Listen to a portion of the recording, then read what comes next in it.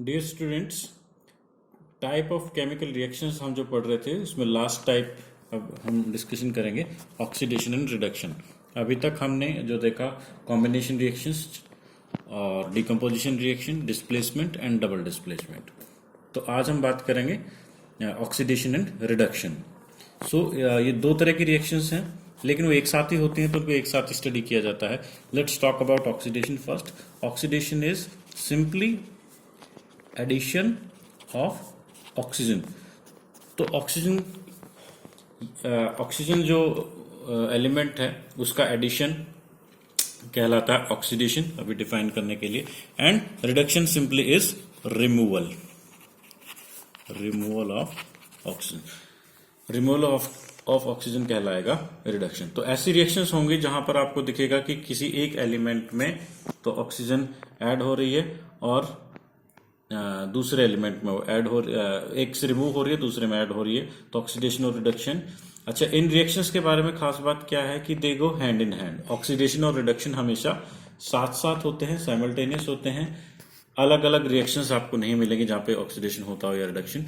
तो एक एलिमेंट जो होगा या एक कंपाउंड में आप देखेंगे कि एक तरफ ऑक्सीडेशन हो रहा होगा और दूसरे एलिमेंट का जो है वो किसी कंपाउंड का किसी का रिडक्शन हो रहा होगा। तो आप ऐसे मैं आपको एग्जांपल से समझाता हूं। Let's take an example. Copper oxide है, it reacts with hydrogen and it forms copper plus H2।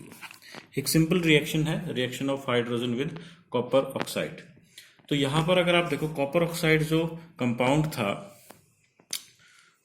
उसमें से ऑक्सीजन का रिमूवल हो गया और कॉपर बच गया। This is removal of oxygen, this is removal of oxygen. तो ये रिमूवल हो रहा है, तो रिमूवल हो गया तो ऑक्सीजन का क्या हो गया, रिडक्शन इज टेकिंग प्लेस। तो कॉपर ऑक्साइड जो है वो कॉपर में रिड्यूस हो रहा है या फिर reduction of copper oxide is taking place. On the other hand if you look, hydrogen के अंदर क्या हो रहा है, ऑक्सीजन, इसका ऑक्सीडेशन हो रहा है। क्यों? क्योंकि एडिशन ऑफ ऑक्सीजन हो रहा है।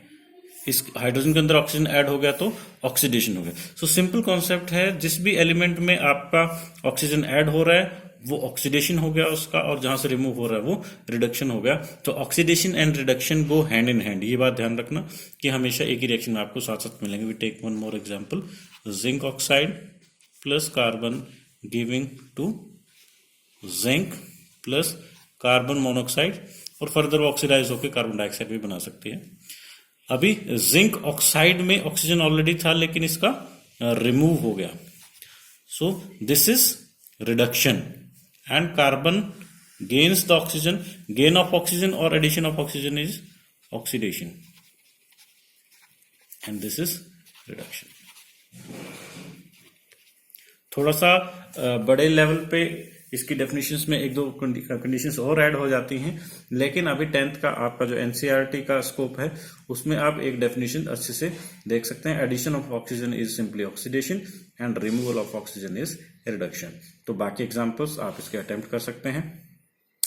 इससे इंपॉर्टेंट एक दो चीजें, एक दो टर्म्स और मैं आपको बता देता हूं। One term that comes as rancidity,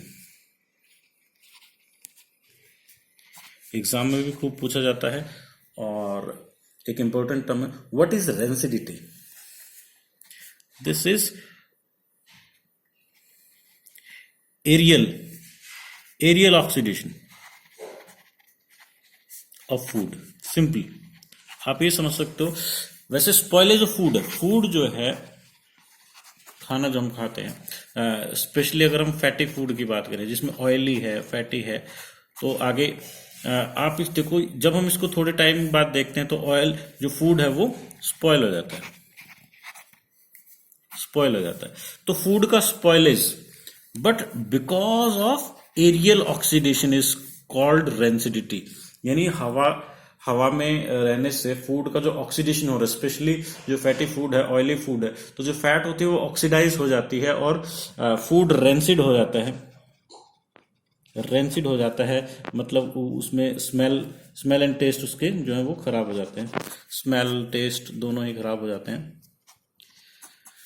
तो फूड, यहां पर मैं आपको एक चीज और बता देता हूं स्टूडेंट्स, जो फूड है वो टाइम के साथ खराब हो सकता है due to some bacterial growth, उसके अंदर कोई बैक्टीरिया आ गया, कोई फंजाई आ गया, या इस तरह के माइक्रोब्स की वजह से भी फूड खराब हो जाता है। हम देखते हैं जैसे दूध खराब हो गया, कर्डलिंग ऑफ मिल्क हो गया, तो खट्टा हो जाता है वो।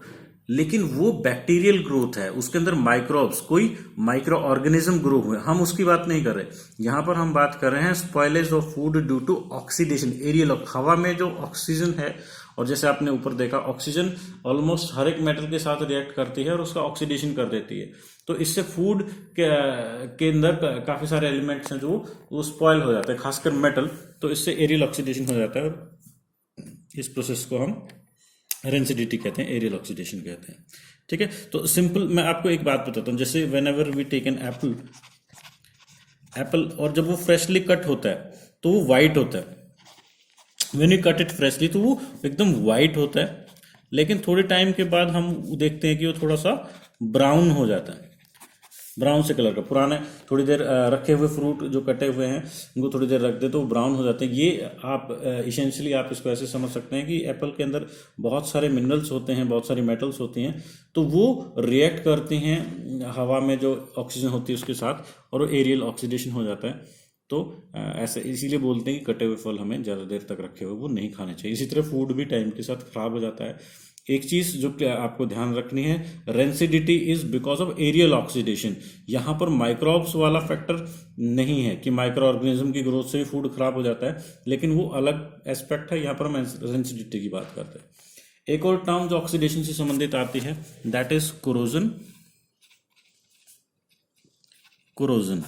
कोरोजन क्या होता है, जो मेटल्स होते हैं जनरली वो टाइम के साथ वो वीक हो जाते हैं,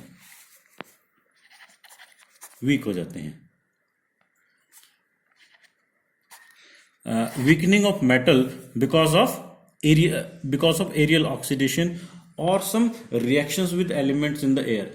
हवा में जो भी गैसेस होती है उनसे रिएक्ट करके जब एक मेटल जो है वो this is eating up, it is being eaten up, metal is being eaten up by environment, ऐसे कह सकते हैं कि ये टाइम के साथ कमजोर पड़ जाती है, तो उनको हम कहते हैं कोरोजन।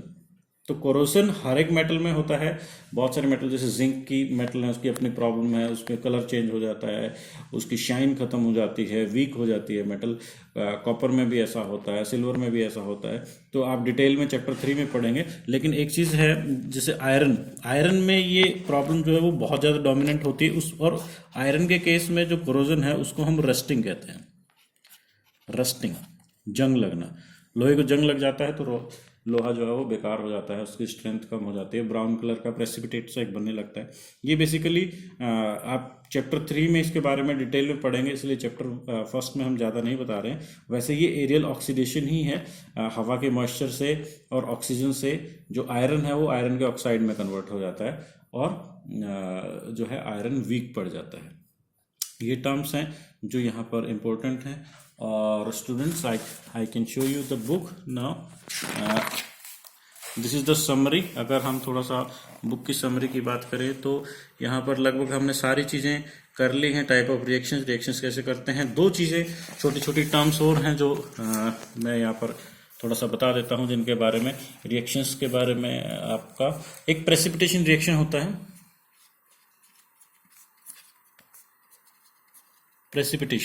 प्रेसिपिटेशन क्या होता है, जब किसी रिएक्शन में कोई इंसॉल्युबल प्रोडक्ट बन जाता है, कोई ऐसा जो प्रोडक्ट बनता है वो इनसॉल्युबल होता है।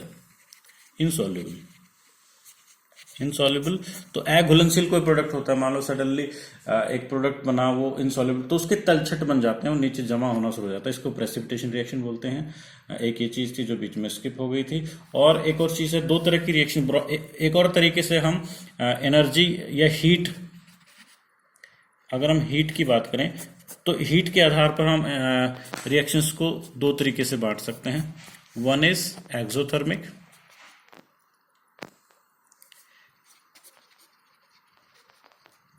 And endothermic.